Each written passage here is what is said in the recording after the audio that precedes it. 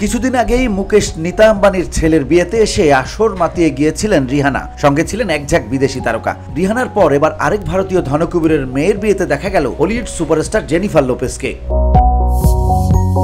ভারতের রাজস্থানের উদয়পুরে সম্প্রতি অনুষ্ঠিত এক তারকাবহুল রাজকীয় বিয়েতে ঝলমলে পারফরমেন্স উপহার দিয়ে আলোচনার কেন্দ্রে উঠে এসেছেন হলিউড সুপারস্টার জেনিফার লোপেজ। এই বিশেষ অনুষ্ঠানে পারফরমেন্সের জন্য তিনি যে বিপুল অঙ্কের পারিশ্রমিক নিয়েছেন তা শুনে অনেকেই রীতিমতো চমকে উঠেছেন।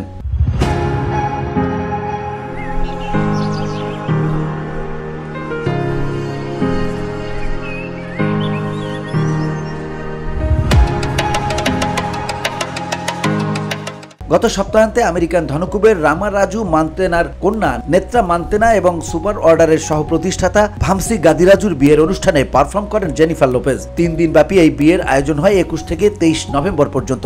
উদয়পুরের একাধিক বিলাসবহুল ঐতিহ্যবাহী ভেন্যু, যার মধ্যে ছিল দ্য লীলা প্যানেলস এবং লেক পিচোলার দ্বীপ প্রাসাদ জুড়ে চলেছে বর্ণাঢ্য আয়োজন।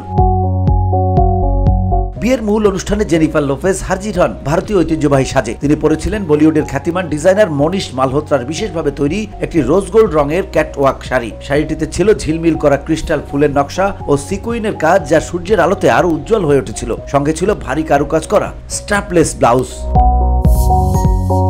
মঞ্চে ওঠার পর অবশ্য তিনি বদলে দেন বডি স্যুট। একের পর এক নিজের জনপ্রিয় গানের তালে দর্শকদের মাতিয়ে তোলেন তিনি। পরিবেশন করেন on the floor, get right ও আউন্ট ইয়োর মামা এর মতো হিট গান। পারফরমেন্স চলাকালে 3টি ভিন্ন লুকে দেখা যায়। প্রথমে কালো কাটার বডি স্যুটে, এরপর রূপালী, সবশেষ ঝলমলে সোনালী পোশাকে মঞ্চে আগুন ঝরান এই মার্কিন তারকা।